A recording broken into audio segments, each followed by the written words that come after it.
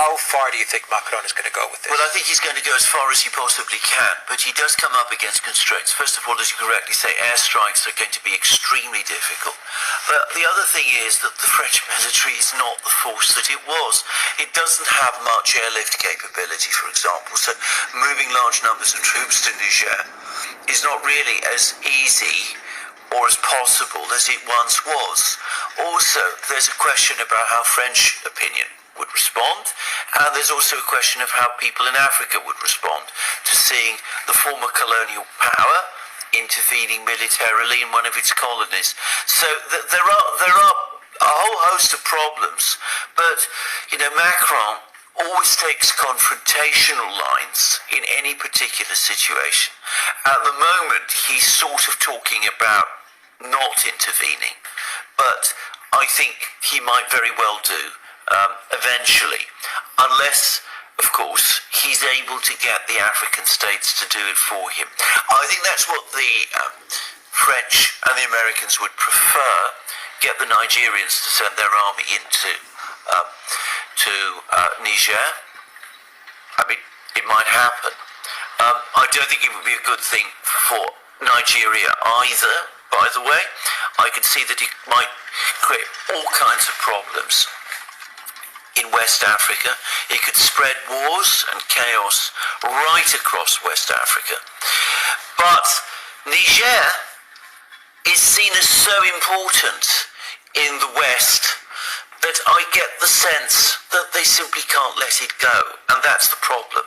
So one way or the other, despite the risks, the temptation is going to be to intervene in some form. And these people, Macron, the administration in the White House, the people in Brussels, they're not very good at resisting this kind of temptation. Right. One of the sinister narratives that is coming out of the collective West media is that this coup is a Russian coup, and this coup is meant to move Niger closer to Russia. This is actually a fight between the West and Wagner. I've heard reports claiming that as well from collective West media. What do you make of those reports? Sergei Lavrov actually has issued a statement, and he condemned the absolutely in Niger. Absolutely. So officially, the foreign ministry is on record saying that they don't support. Of course not.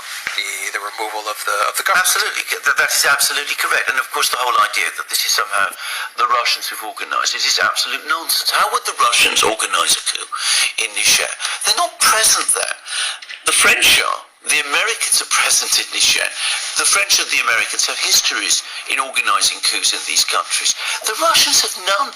I don't think they even have the techniques. And the soldiers who have carried out this coup in Niger are Western trained. They're not Russian trained. There's no Wagner presence in Niger.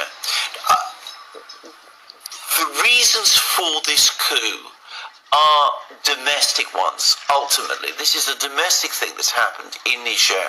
Clearly, there's a lot of dissatisfaction with the government. It doesn't seem to be only confined to the military.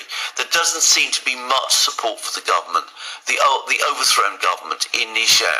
There's also clearly growing dissatisfaction and antagonism towards France and towards the West in general. I mean, as I understand it, the new government has said that they're actually suspending uranium shipments to France. So one gets the sense that perhaps, on top of everything else, there's a feeling that Niger has been plundered of its resources by the West. The West may have been removing uranium there, controlling the uranium supply from Niger.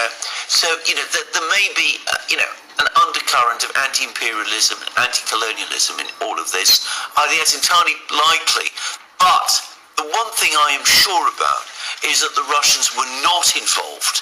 Of course, if the West mishandles this situation, they might eventually come in.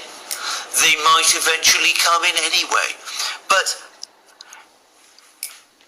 my guess is that if the coup stabilizes and the Russians were to come in, they would actually probably be a stabilizing force. They'd probably help the government, the new government, to stabilize itself, and perhaps that might chart a return to some kind of civilian rule eventually. And I can't myself see Niger stopping indefinitely its sales of uranium, because what else is it going to do with it? It's got to sell it to someone. So again, the Western powers are looking for some great geostrategic battle, some chess game with the Russians, which I just don't think is taking place. But the West has